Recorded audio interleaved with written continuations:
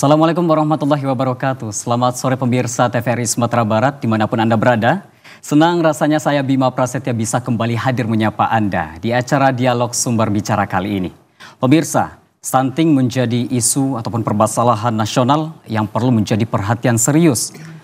Kemudian juga dari data yang kami dapatkan, Sumatera Barat terjadi peningkatan kasus stunting pada tahun 2021 menuju 2022 terjadi peningkatan 1,9%, yang mana saat ini meningkat menjadi 25,2% tingkat prevalensi stunting di Sumatera Barat. Tentu ini menjadi perhatian yang serius oleh pemerintah Provinsi Sumatera Barat dalam menekan dan mengantisipasi stunting di Sumatera Barat. Lantas bagaimana upaya ataupun strategi ke depan dari pemerintah Provinsi Sumatera Barat dan juga lembaga terkait dalam menekan stunting di Sumatera Barat. Akan kita kupas di acara Dialog Sumber Bicara kali ini bersama 3 narasumber kita yang telah hadir di studio TVRI Sumatera Barat.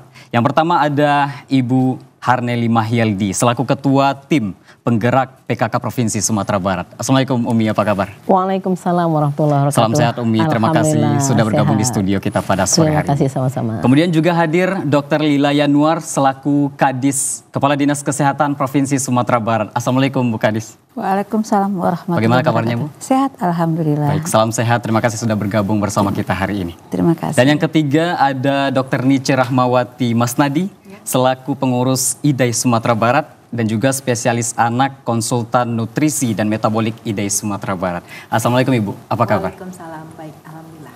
Salam sehat, terima kasih sudah bergabung bersama kita di studio.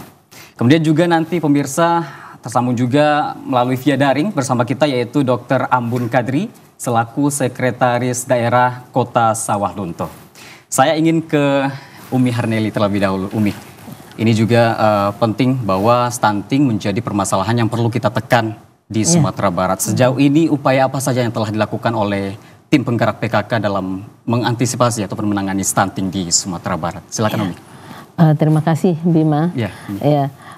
Alhamdulillah ya kita di PKK Provinsi Sumatera Barat ya yang juga mensosialisasikan kepada kabupaten kota yang mana di PKK, di tim penggerak PKK itu di Pokja 4. Pokja 4 khususnya tentang kesehatan ya, kemudian juga posyandu, kemudian termasuklah penanganan angka stunting.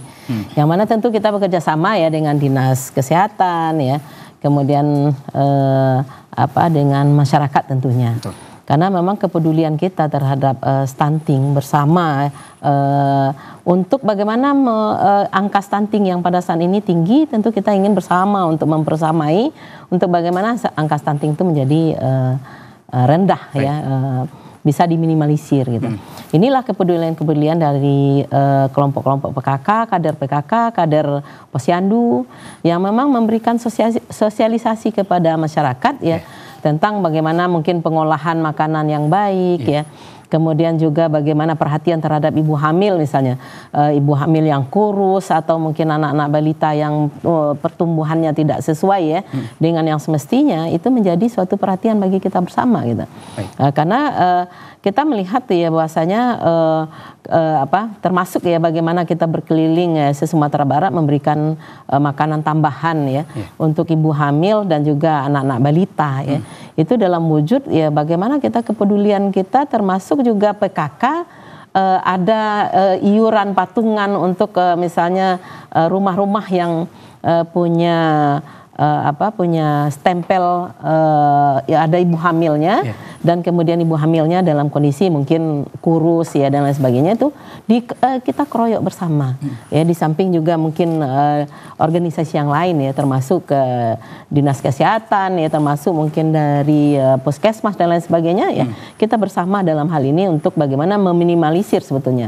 Tapi memang dalam angka survei itu kita meningkat ya pada tahun ini ya. Walaupun angka realnya sebetulnya terjadi penurunan gitu ya. Terjadi penurunan karena memang sosialisasi kita kepada masyarakat yang mungkin sampai ya, sehingga mengurangilah ya, tidak meningkat sebetulnya dalam angka realnya gitu.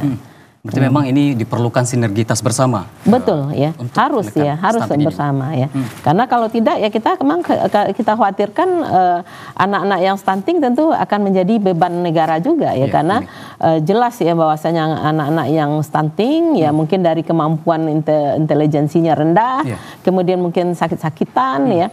Itu akan menjadi beban keluarga, mungkin juga akan menjadi tambah beban negara ya. Tentu disinilah ya pentingnya kita kolaborasi bersinergi dengan semua pihak ya, termasuk donatur-donatur yang mungkin sangat peduli untuk memberikan bantuan-bantuan bantuan-bantuan gizi, apakah bantuan telur, bantuan-bantuan gizi yang lainnya ya kepada masyarakat. Baik, Umi, saya ke Dokter Lila terlebih dahulu.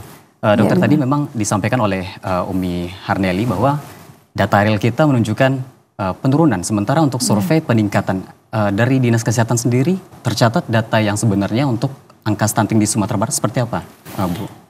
Iya, terima kasih Bima.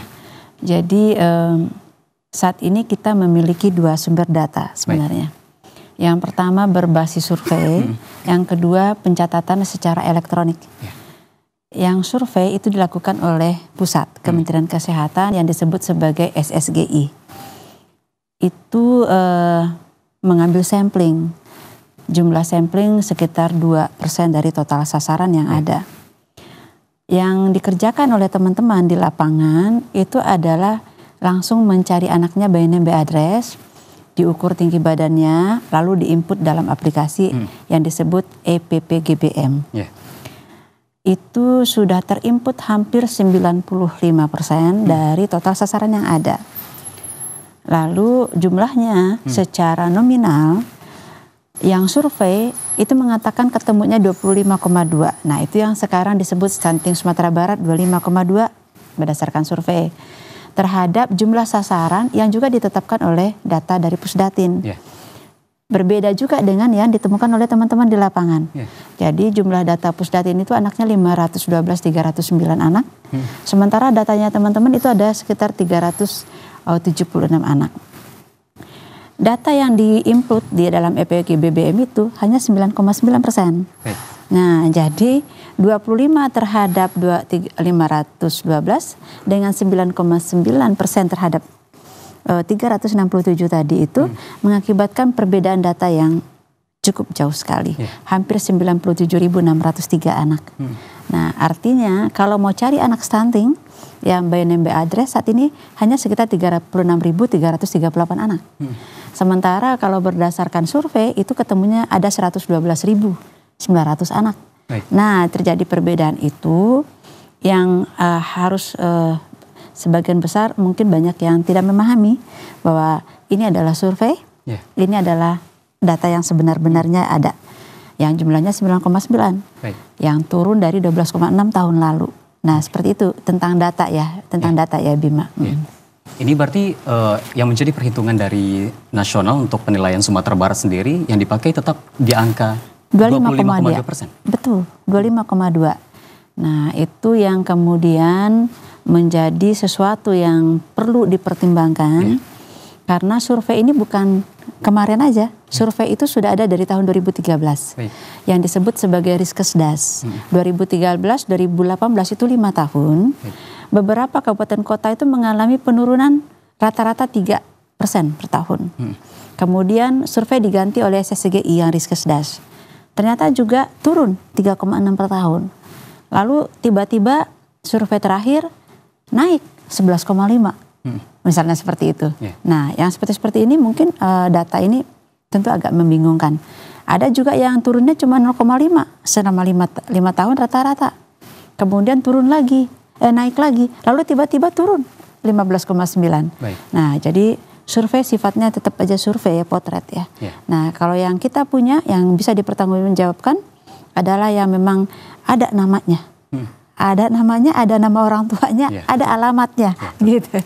Nah, seperti itu kondisi data kita sekarang. Berarti memang sesuai data real di lapangan untuk angka stunting di Sumatera Barat sendiri berdasarkan data real itu 9,9%. Ya, betul. Dari standar nasional pun ini berarti jauh di bawah angka yang ditetapkan oleh Kemenkes. Target kita di tahun lalu itu harusnya kan 18,44. Nah, kalau kita ketemu dan sepakat 9,9, sebenarnya sudah jauh di bawah daripada target yang ditetapkan seharusnya. Dan tahun 2024 itu kan targetnya 14%. Udah duluan sebenarnya Sumatera Barat ya.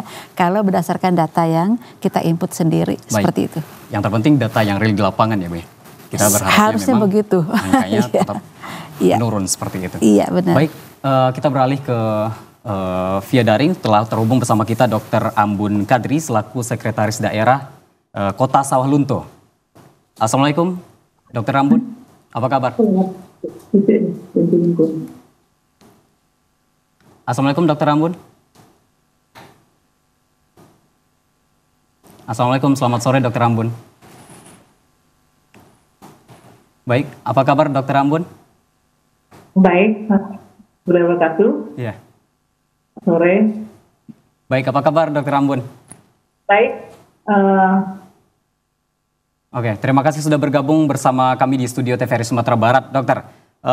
Kota Sawah Lunto ditetapkan sebagai kota yang memang memiliki angka prevalensi stunting paling rendah di Sumatera Barat. Dan ini juga menjadi perhatian untuk beberapa daerah di Sumatera Barat, bagaimana memang bisa menekan angka stunting di daerah masing-masing. Seperti apa langkah ataupun upaya yang telah dilakukan sejauh ini dari Kota Sawah Lunto sendiri, Dokter? Mungkin kalau untuk upaya dalam angka pencegahan stunting, ini tidak luput dari berbagai sektor. Yang pertama kita lihat dulu struktur dari dinasnya dulu. Kebetulan dinas kesehatan itu bergabung dengan pengendalian penduduk dan keluarga berencana. Jadi satu naungan, berarti koordinasi itu akan lebih gampang. Itu yang pertama. Yang kedua, kita mencoba melihatnya bukan perselisihan data. Tapi kita melihat apapun data yang penting stunting itu ditangani. Nah, contoh ketika apa yang disampaikan Bu Dr. Lila tadi mengenai angka stunting dengan EPPGM, dengan SSGI, itu kan terjadi perbedaan. Di kami di Sawah Lunto itu adalah bagaimana by name by address orang-orang yang kena stunting, yang balita yang kena stunting itu tertangani dengan baik. Nah, dengan demikian kita ada sebelum adanya TPK, tim pendamping keluarga, kita sudah ada tim penanggung jawab desa ataupun kelurahan untuk kasus kesehatan, terutama untuk yang stunting. Jadi dari keseluruh desa kita ada dengan angka yang cukup turun drastis, itu memang kita sudah membuat inovasi-inovasi kegiatan. Bagaimana kita mendampingi seluruh anggota keluarga yang stunting. Kita ketahui bahwa memang penurunannya sangat tajam. Yang pertama, kalau dari EPPGM, kita tahun 2019 itu 12%, kemudian turun 8%, kemudian turun 6,10%, kemudian turun dari 5,6% di tahun 2022. Kalau kita perhatikan dengan data SSGI itu sebenarnya sinergis dengan data SSGI yang 23,4% tahun 2019, kemudian tahun 2020 21,1, kemudian tahun 2022 13,7. Nah, kita breakdown ke bawah, kita memang di masing-masing puskesmas dan penanggung jawab wilayah mereka harus memantau masing-masing keluarga. Kita iringkan dengan program Indonesia Sehat dengan pendekatan keluarga. Jadi kita tidak berdiri sendiri untuk menyediakan stunting. Demikian juga masalah apakah yang bersifat spesifik di dinas kesehatan dan KB, kemudian bagaimana yang sensitif yang ada di OPD yang lainnya. Jadi kita dalam rapat penurunan kemiskinan kita bahas. Jadi angka kemiskinan kemudian kita sandingkan dengan apakah ada permasalahan masing-masing dinas. Kalau di kesehatan tentu apakah ada permasalahan kesehatan baik itu ibu hamil, balita, pus ataupun anak-anak dengan stunting, sehingga tujuan kita dulu mengeroyok untuk program dengan instruksi presiden kemarin, kita langsung mengeroyok dengan demikian. Kita akhirnya ketika survei SSGI yang tahun 2022 kita cukup tajam turunnya seiring dengan penurunan angka kemiskinan yang kita Kota Sawah Lunto. Kemudian kita ada keterlibatan dari OPD terkait, terutama dari pembina yaitu Badan Litbangda, dia akan mengkondisikan perencanaan-perencanaan yang berbasis data untuk penanganan stunting. Jadi di bidang dinas sosial apa yang terlibat untuk penanganan stunting, kemudian di PUPR, sanitasi, kemudian juga perumahan, ini kita proyek bersama. Perumahan misalnya rumah tidak layak huni, itu ada nggak orang-orang yang stunting tidak mempunyai rumah yang layak huni, itu tujuan pertama. Demikian juga pemanfaatan taman pekarangan dari dinas pertanian. Sehingga inilah yang kita coba mengkolaborasi untuk penurunan stunting. Dengan demikian, selain dari dinas kesehatan sendiri berperan dari penanggung jawab program yang ada. Ya, jadi selain SPM kita turunkan untuk membreakdown data-data stunting, kemudian juga PISPK. Mungkin Dr. Lila nanti dengan PISPK kita sandingkan dengan 12 indikator tersebut, sehingga memang betul-betul dari 13,7 itu ada 251 balita yang stunting itu tersebar di 4 kecamatan. Nah, dari 4 kecamatan itu berapa per desanya itu kita punya data. Nah, dari desanya yang ada berapa orang per desa itu siapa penanggung jawab. Nah, penanggung jawabnya berjenjang. Nah, dinas mana yang bertanggung jawab untuk desa ini? Kemudian siapa TPK-nya? Nah, ini kita di Rembuk Stunting. Terakhir kami kemarin mencoba merembuk stunting, ini sudah ada jadi penurunan lebih 230 turunnya menjadi 230. Baik. Kita berharap pimpinan kami berharap ini di tahun 2014 bisa satu digit atau berturun dari 13,7. Tapi tentu kita punya inovasi lainnya untuk mengeroyok bagaimana stunting ini bisa turun di Kota Sawalunto. Mungkin itu strategi yang bisa kami coba dengan adanya tim CPPS yang ada di Kota Sawalunto. Baik. Terima kasih informasinya Dr. Ambun. Kita berharap memang semoga angka stunting khususnya di Kota Sawalunto terus menurun dan juga di beberapa daerah di Sumatera Barat lainnya. Baik, saya beralih sebentar ke Dr. Nice ya, Dokter. Ini terkait memang stunting menjadi perhatian yang serius dari pemerintah. Bagaimana angka stunting ini bisa ditekan seminim mungkin. Memang kalau dokter selaku pengurus Ikatan Dokter Anak Indonesia melihat bahwa faktor penyebab kemudian juga hal yang menyebabkan stunting ini memang seperti apa, Dok? Yang perlu diperhatikan. Terima kasih, Mas Bima. Jadi mungkin saya mulai dari definisi stunting dulu ya. Jadi memang stunting itu adalah perawakan pendek, di mana panjang badan menurut usianya itu di bawah -2 standar WHO untuk anak balita. Nah, itu penyebabnya adalah malnutrisi kronis yang diawali dengan adanya penurunan atau kenaikan berat badan yang tidak sesuai dengan grafik pertumbuhan yang kita kenal dengan weight faltering. Nah, jadi dari dokter anak sendiri untuk menurunkan angka stunting itu sebetulnya yang paling cepat itu adalah mencegahnya, Mas Bima ya. Karena mencegah itu lebih cepat dan lebih mudah dan biayanya pun tidak terlalu semahal kalau kita mentata laksana anak stunting. Ya, apalagi kalau mengingat anak stunting itu sebetulnya itu sudah terlambat, sudah terjadi dampak-dampak walaupun jangka pendek dan jangka panjang bagi anak tersebut. Nah, usaha kami tentu tadi pertama pencegahan. Jadi kami mengusahakan bagaimana anak-anak itu nanti bisa mendapatkan nutrisi yang optimal. Nah, sekarang kan sudah digaung-gaungkan ya, Bu Dr. Lila ya, bahwa utamakan proteinnya protein hewani gitu ya.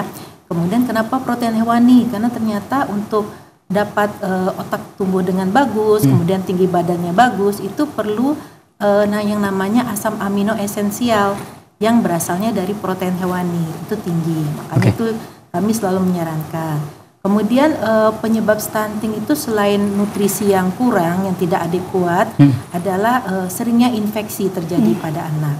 Jadi tentu sebagai dokter anak untuk usaha pencegahannya adalah agar keluarga menjaga kesehatan anaknya. Salah satunya dengan memberikan imunisasi.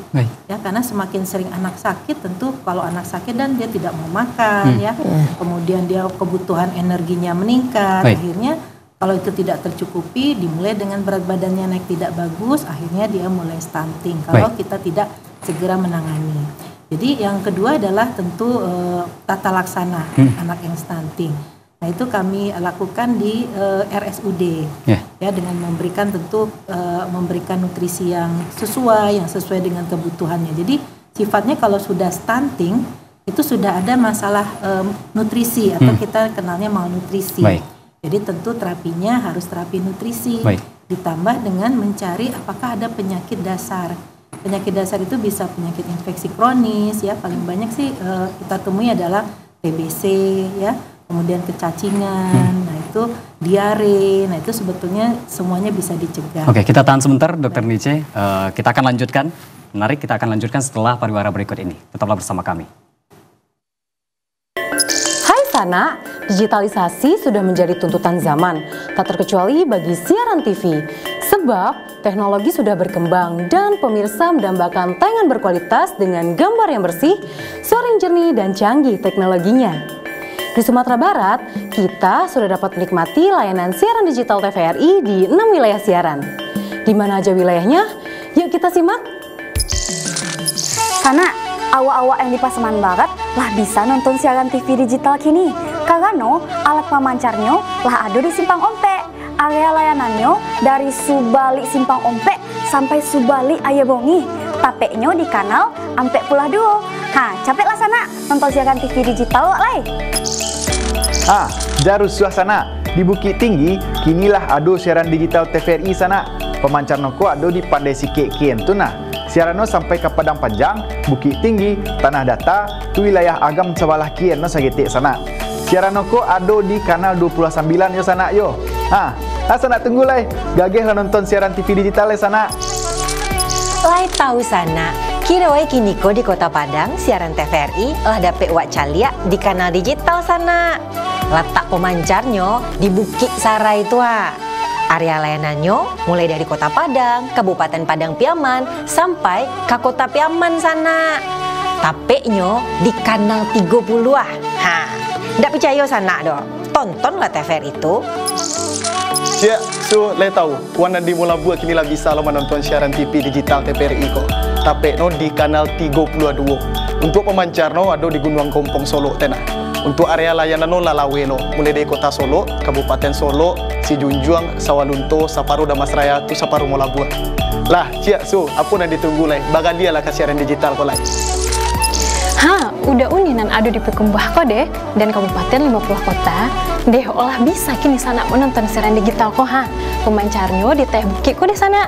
Nah, tapeknya di kanal 32. Keh lah nonton siaran TV digital.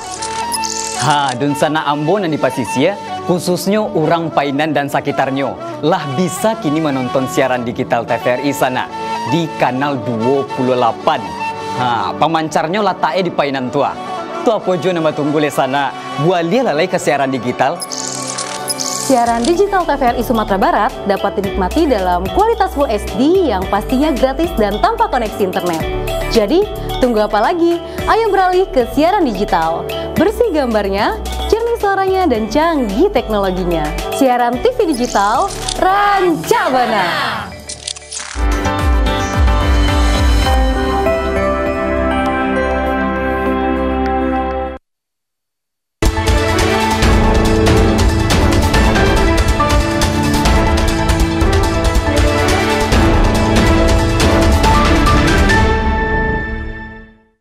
Baik, terima kasih pemirsa, Anda masih bersama Dialog Sumber Bicara kali ini dengan tema penanganan stunting di Sumatera Barat.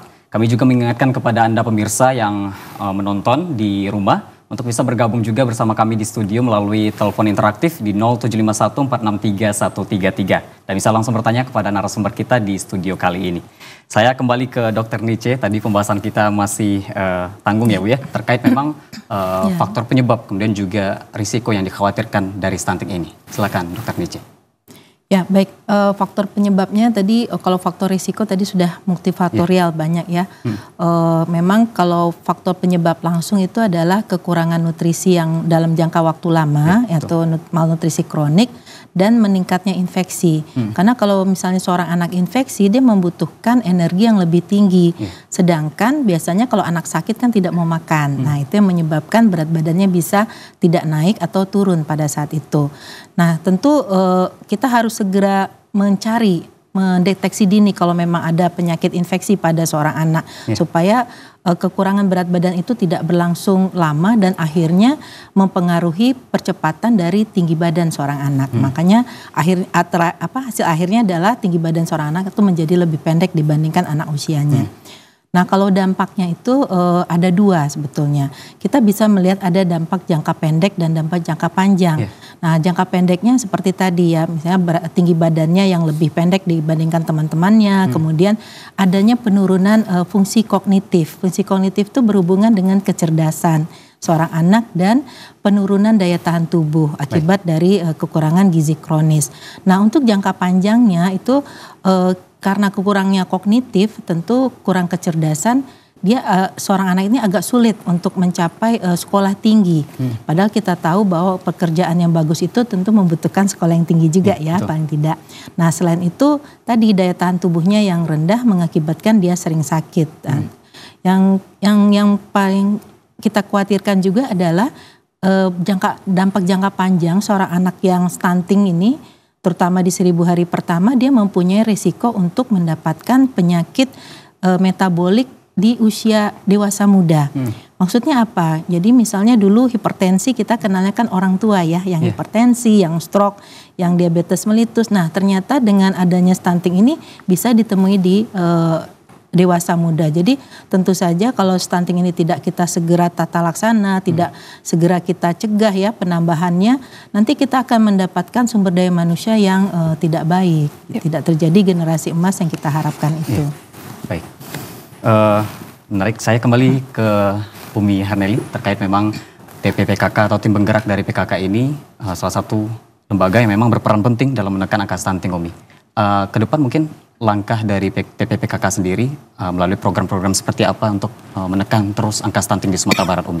Iya, kita di setiap PKK kabupaten kota ya, setiap pertemuan mungkin kita pertemuan bulanan istri kepala daerah ya, kemudian termasuk sekarang adalah bulan-bulan penilaian Hari Kesatuan Gerak PKK itu. Angka stunting itu menentukan penilaian di pokja 4-nya ya. Kalau angka stuntingnya tinggi di daerah itu penilaiannya akan kurang gitu. Jadi motivasi bagaimana memang membersamakan tentang bagaimana penurunan angka stunting ini memang di semua lini masyarakat lah gitu ya. Karena memang kita di PKK sampai kepada kelompok-kelompok dasawisma. Kelompok dasawisma itu kelompok 10 sampai 20 rumah. Nah, sehingga memang sosialisasi itu memang selalu kita tekankan ya kepada kader-kader PKK yang sampai ke kelompok-kelompok dasawisma itu. Nah, inilah yang mungkin setiap pertemuan bulanan ataupun mungkin dalam penilaian kita ke daerah ya, langsung ke daerah itu kita selalu mensosialisasikan misalnya angka stunting di situ tinggi misalnya. Kita selalu menghimbau kepada seluruh kader termasuk dalam hal misalnya kader posyandu kita ada PMT misalnya, ada pemberian makanan tambahan, begitu juga program Purikan. Memang semua program itu diarahkan untuk bagaimana penurunan angka stunting gitu. Jadi memang semuanya gitu ya. Kalau di Purikan misalnya untuk memberikan makanan masakan serba ikan kepada anak-anak balita misalnya, anak PAUD misalnya. Nah, tujuannya adalah seperti itu juga.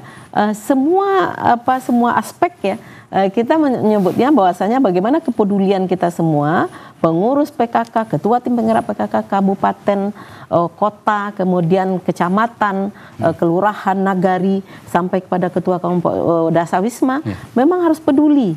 Ya, dan disinilah mungkin kita melihat ya sekali lagi mengkroyok itu bersama ya, termasuk mencarikan donasi-donasi, termasuk jimpitan-jimpitan yang dimanfaatkan untuk bagaimana memberikan asupan gizi, sebagaimana kata Bu Ice tadi, salah satu penyebabnya adalah asupan gizi yang tidak memadai ya, sehingga asupan gizi itu yang kita berikan tambahan. Nah, di samping itu memang bekerja sama, kita tentu tidak bisa sendiri, kita juga bekerja sama dengan Dinas Kesehatan.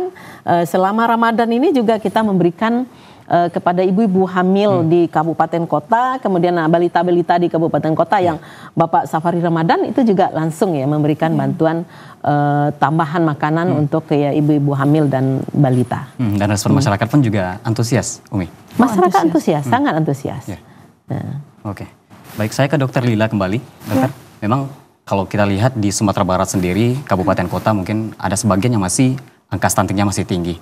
Lokus mungkin ataupun fokus dari Dinas Kesehatan, apakah memang ada daerah ataupun kota dan kabupaten di Sumatera Barat yang menjadi prioritas untuk penekanan stunting ini atau merata di tahun ini atau seperti apa, Dokter? Iya, jadi kita sebenarnya jumlah balita di kabupaten kota itu ada beberapa kabupaten kota yang memiliki jumlah balita yang memang udah banyak.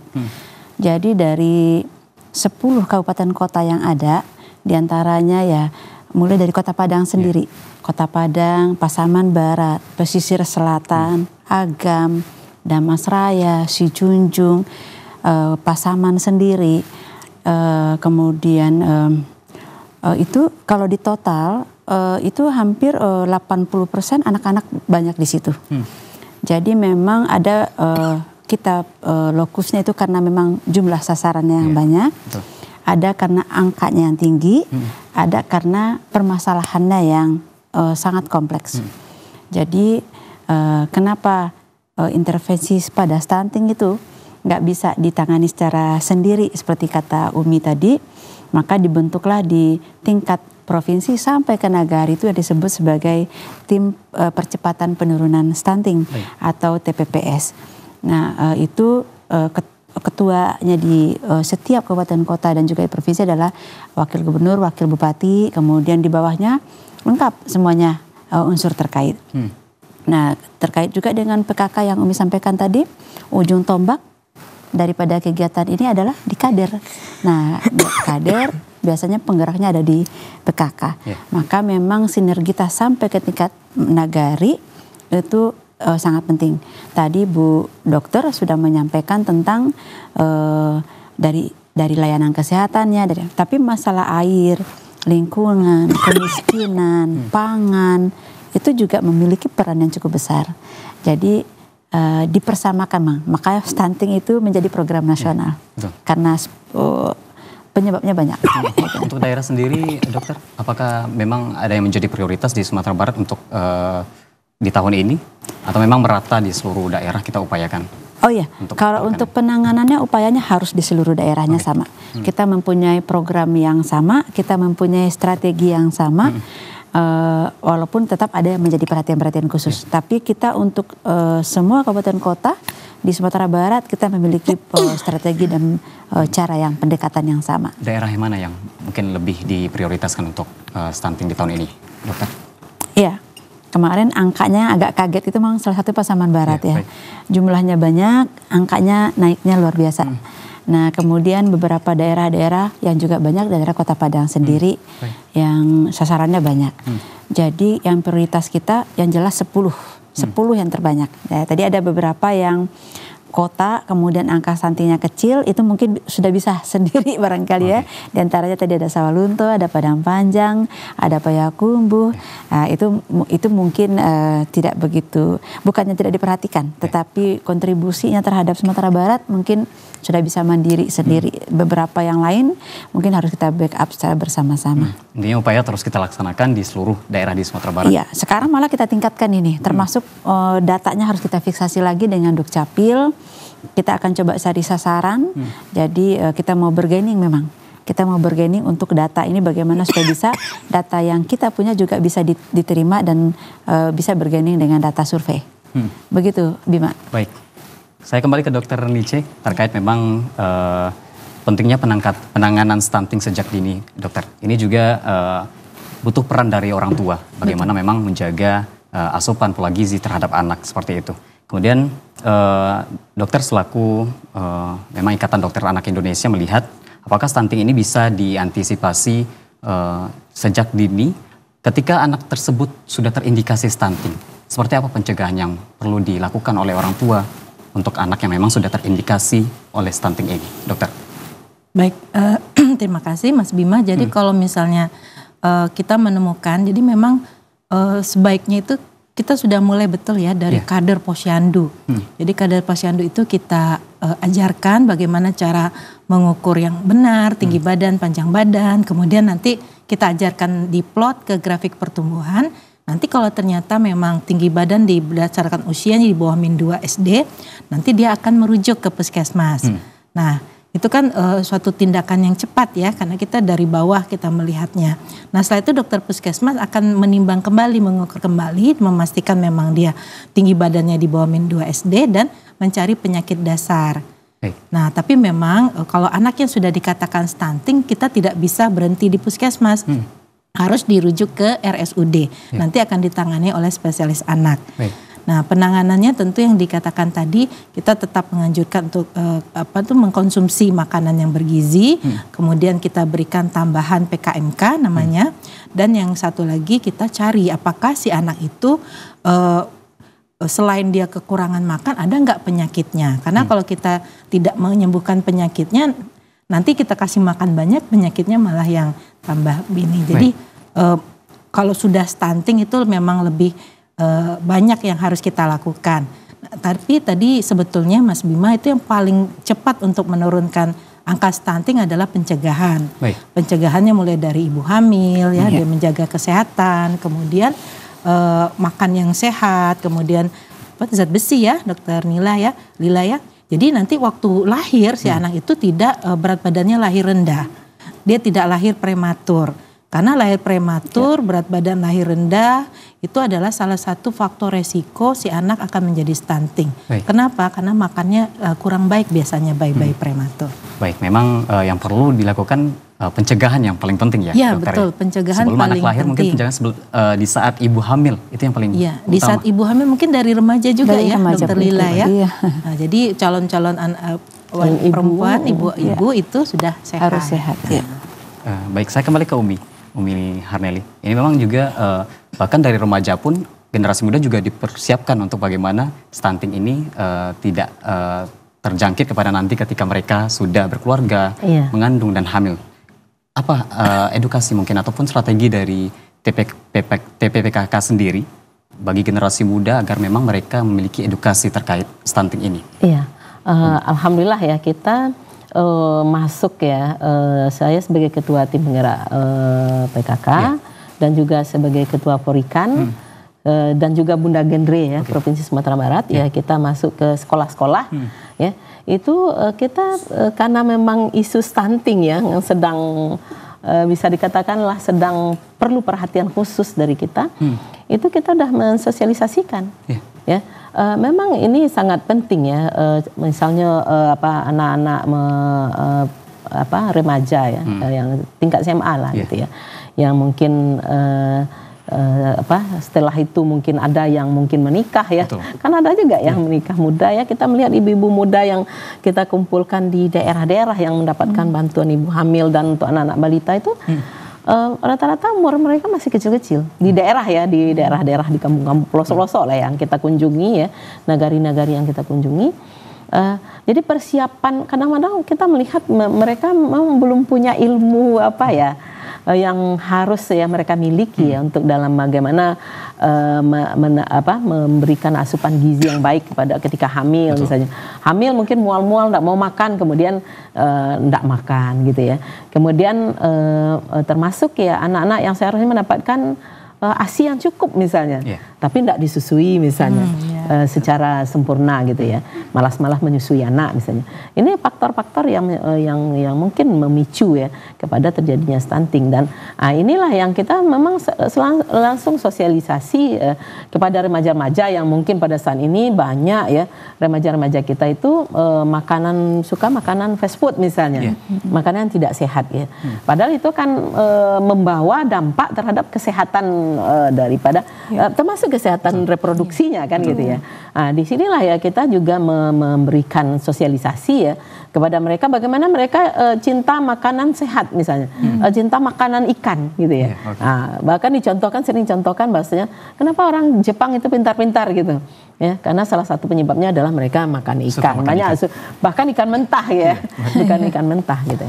Nah, disinilah ya termasuk bagaimana upaya-upaya kita, karena memang ikan bukan menjadi makanan favorit bagi anak-anak kita, bagaimana kita juga memberikan suatu pelatihan pengolahan misalnya makanan ikan yang gizinya tidak hilang tapi disukai oleh anak, ya dia menjadi nugget ikan atau bakso ikan.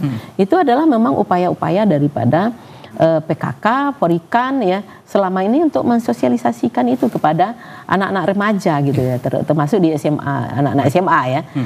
Sehingga kita mengharapkan bahwasanya ketika mereka paham ya nanti persiapan-persiapan itu kan tidak mungkin ketika dia sudah menikah kemudian baru kita sampaikan gitu. Tapi sebelum itu kita mempersiapkan mereka untuk bagaimana ke suatu saat mereka menjadi seorang ibu, mereka udah siap untuk bagaimana berupaya untuk bagaimana kehamilannya sehat, ya anak bayinya sehat, ya kemudian bapak suami yang memberikan dukungan bagaimana supaya istri sehat itu kan sangat mendukung ya. Tidak terjadi KDRT, yaitu kemudian yang lain-lainnya gitu.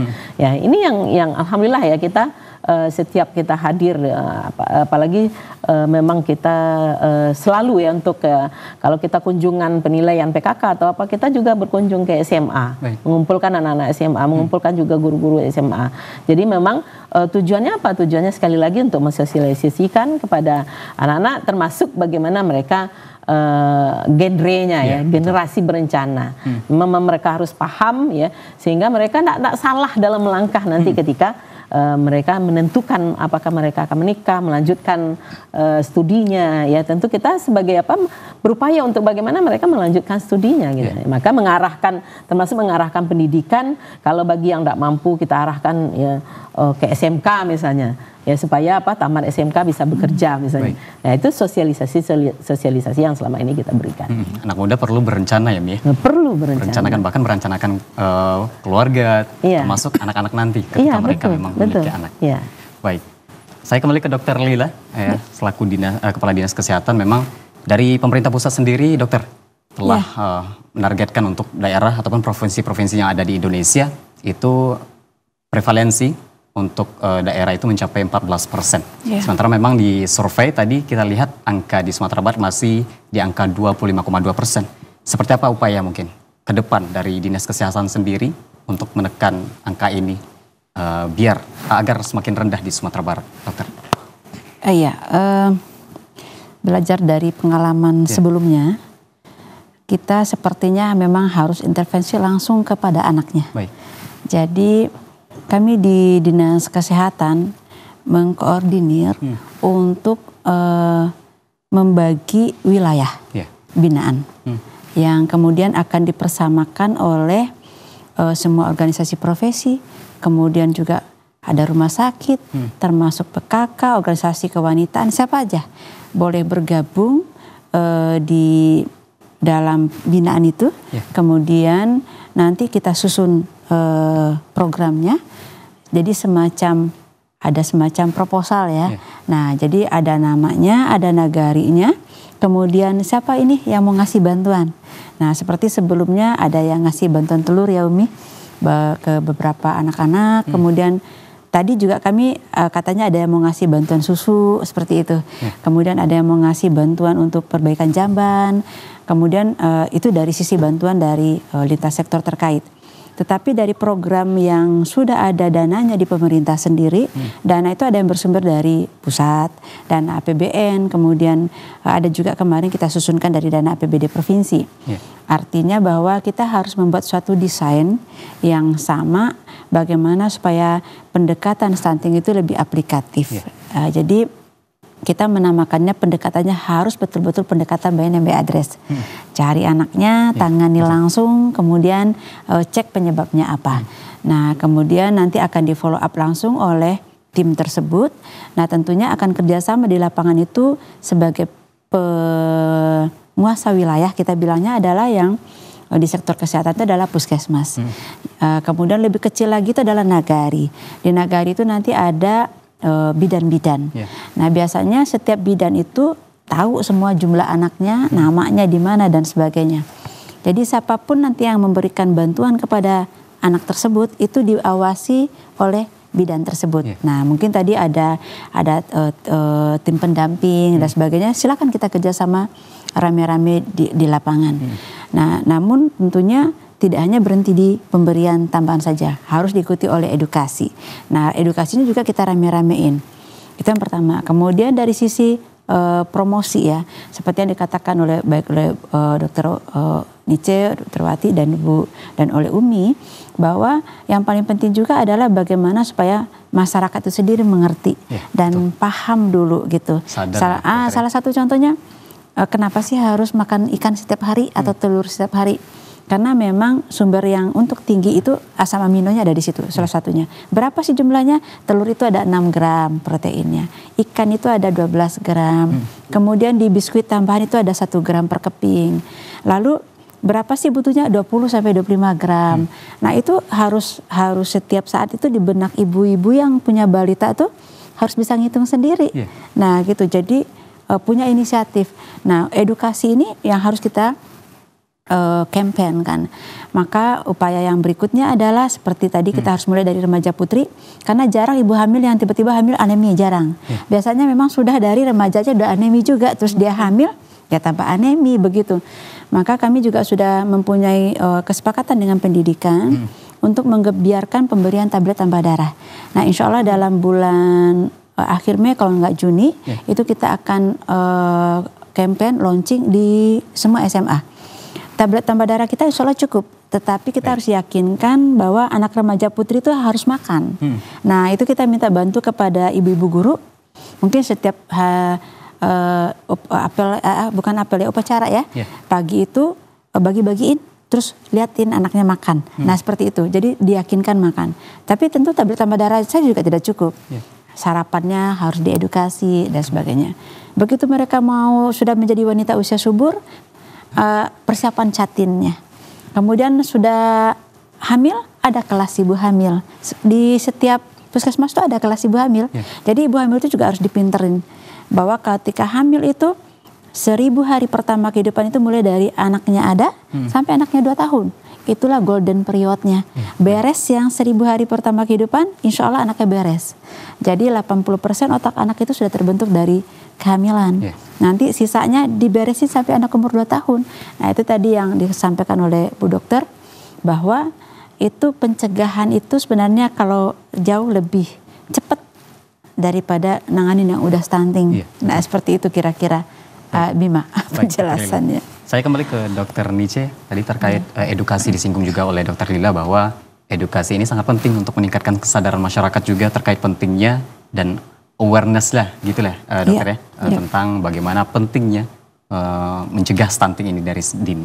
Kalau dari IDAI sendiri mungkin dokter sejauh ini program apa saja yang mungkin telah dilakukan terkait edukasi kepada masyarakat pentingnya sadar tentang stunting ini dokter?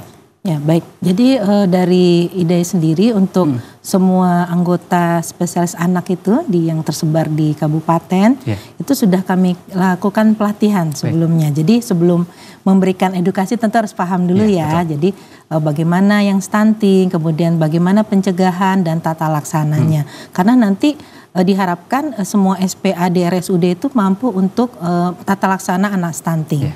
Nah memang tadi kita memang benar ya.